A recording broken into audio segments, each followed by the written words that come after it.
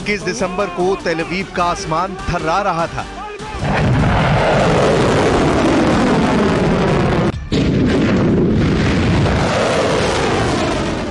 इक्कीस दिसंबर को इजराइल का खौफ देखिए।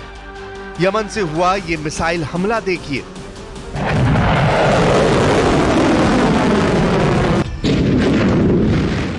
क्योंकि ये मिसाइल अटैक नेतन्याहू बार बार अपनी टीवी स्क्रीन पर देख रहे हैं। नेतन्याहू देखकर हैरान है कि यमन के हूती इतना सटीक हमला कैसे कर सकते हैं। नेतन्याहू बेचैन है कि अगला हमला हुआ तो इजराइल को कैसे बचाएंगे।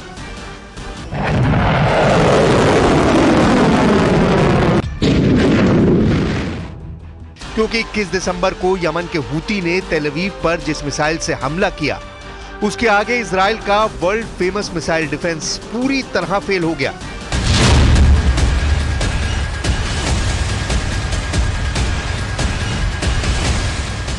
क्योंकि यमन की हाइपरसोनिक मिसाइल तेल अवीव पर ऐसी गिरी कि धमाका व्हाइट हाउस में भी सुना गया।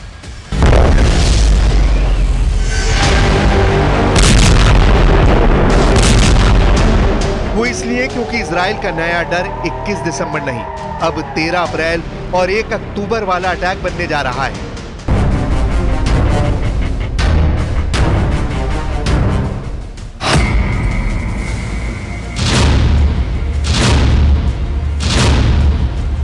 तेरह अप्रैल 2024 को इजराइल पर 300 ड्रोन और मिसाइलों से हमला हुआ था। तो 1 अक्टूबर 2024 को ईरान ने इजराइल पर 200 बैलिस्टिक मिसाइल फायर की थी। अमेरिका और इजराइल का नया डर यह है कि 13 अप्रैल को इजराइल का एयर डिफेंस जूझता हुआ नजर आया। 1 अक्टूबर को इजराइल का एयर डिफेंस पूरी तरह फेल हो गया और अब 21 दिसंबर को जब यमन से सिर्फ एक मिसाइल फायर हुई, उसे भी इजराइल नहीं रोक पाया। डर यह है कि ईरान ने 13 अप्रैल और 1 अक्टूबर को जो हमला किया, उससे सबक लेकर ईरान ने इजराइल के एयर डिफेंस और मिसाइल डिफेंस की पूरी जानकारी यमन के हूती लड़ाकों तक पहुंचा दी। यही वजह है कि जब यमन ने 21 दिसंबर वाला मिसाइल अटैक किया तो इजराइल का मिसाइल कवच यमन के हमले के आगे नाकाम हो गया। अब नेतन्याहू का नया खौफ यह है कि अगर यमन की एक मिसाइल को रोकने में इजराइल नाकाम रहा तो ईरान अगर फिर से 200 मिसाइलों से हमला करेगा तो इजराइल कैसे बचेगा।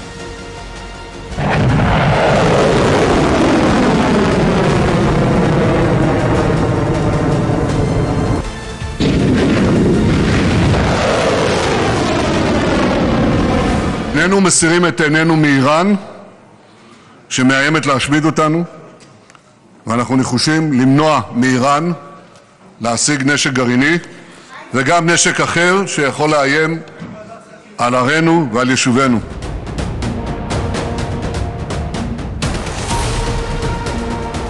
नेतन्याहू ईरान की मिसाइल टेक्नोलॉजी को लेकर इसलिए तनाव में है क्योंकि यमन से जो मिसाइल फायर की गई उसे रोकने में अमेरिका से मिला थार्ड सिस्टम भी फेल हो गया। थार्ड सिस्टम अमेरिका का सबसे अचूक और दुश्मन के हर वार को रोकने की सबसे बड़ी गारंटी माना जाता है।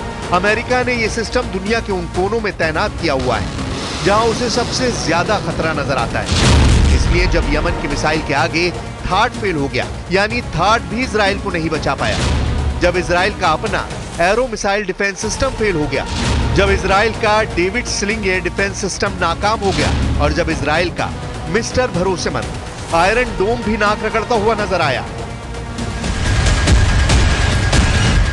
डर है कि अगर ईरान ने सैकड़ों मिसाइल फिर से एक साथ फायर की तो दुनिया का कोई भी एयर डिफेंस सिस्टम इजराइल को नहीं बचा पाएगा। वो घुटनों के बल बैठने पर मजबूर हो जाएगा। ईरान बार बार बता रहा है कि उसकी मिसाइल पावर को हल्के में ना लिया जाए क्योंकि वो इजराइल से बदला जरूर लेगा, इसमें कोई गुंजाइश नहीं है। ईरान ऑपरेशन ट्रू प्रॉमिस का तीसरा संस्करण बार बार रिलीज करने का दावा कर रहा है। नेतन्याहू और उनका वॉर कैबिनेट इसी खौफ को लेकर बहुत ज्यादा बेबस नजर आ रहा है। हालांकि ईरान ने भी कह दिया है कि यमन के हूती हो या हिजबुल्ला, वो उनकी मदद नहीं करता, उनकी अपनी ताकत है जिसके आगे इजराइल हारा हुआ नजर आने लगा है।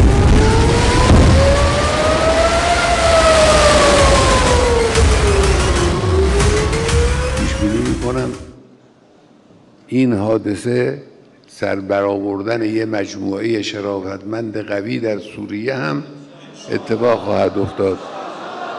جوان سوری چیزی برای از دست دادن نداره.